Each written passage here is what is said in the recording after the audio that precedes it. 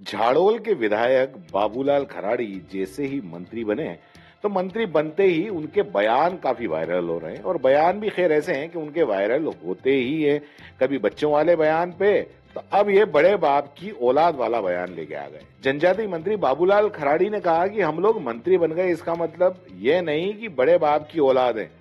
हम तो जनता के हैं, जनता के बीच में रहेंगे। जनता बुलाती है, क्षेत्र के लोग बुलाते हैं, उसकी भी अपेक्षा होती है, इसलिए जनता के बीच हाजिर हुआ हूं। खराड़ी उदयपुर के बीएन कॉलेज मैदान पर शनिवार को सुबह 11:15 बजे लायंस क्लब के मिलाप 2024 स्पोर्ट्स कार्निवल के उद्घाटन के समारोह के अंदर बोल रहे थे।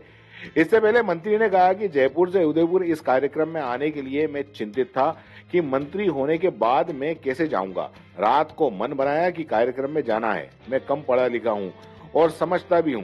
ट्रेन निकलने वाली थी, सोच रहा था कि ट्रेन मिलेगी या नहीं मिलेगी। चिंता थी कि 11 बजे वॉल्वो से चला जाऊंगा। रात को ट्रेन मिल गई तो उदयपुर आ गया। मंत्री जी आगे बोले कि आज सुबह उदयपुर आया और नहा धोकर तैयार होकर समय पर यहाँ कार्यक्रम में पहुंच गया। समय पर जाना गुलाबचंद कटारिया से सीखा है। आप लोग मेरी प्रतीक्षा करते, ये मुझे अच्छा नहीं लगता। मंत्री ने कहा कि कई बार हम बड़े लोग देरी से पहुंचते हैं, हमें समय का प्रबंधन ठीक करना होगा। यह कर लिया तो हम आगे बढ़ सकेंगे, ऐसा नहीं किया तो हम कहाँ जाएंगे। आपको बता दें कि कार्यक्रम में पहले अतिथि सहकारी मंत्री गौतम दत्त थे। उनका कार्यक्रम ऐन वक्त पर नहीं बन पाया तो उनकी जगह आयोजकों ने खराड़ी से आने का आग्रह किया। उन्होंने सहजता से इसको स्वीकार कर लिया। व्यक्ति हूँ, इतना पढ़ा लिखा भी नहीं हूँ, तो ज्यादा समझता भी नहीं हूँ। जब मेरे को फोन किया तो मैंने जयपुर मीटिंग थी, रात को 10 बजे तक हमारी मीटिंग थी, लगातार मीटिंग चली और हम ट्रेन निकल रही थी। मैं ऊंचा नीचा रहा, ट्रेन मिलेगी कि नहीं मिलेगी, कैसे जाऊंगा कैसे नहीं। एक बार तो मन बनाया कि मैं 11 बजे वोल्वो जाती, वोल्वो से चला जाऊंगा। आपका प्यार था तो मेरे मन में एक चिंता थी कि भाई मैं जाऊंगा, क्योंकि एक अपेक्षा रहती है ना। अब हम नेता हो गए, मंत्री हो गए तो हम बड़े बाप की औलाद हो गए क्या?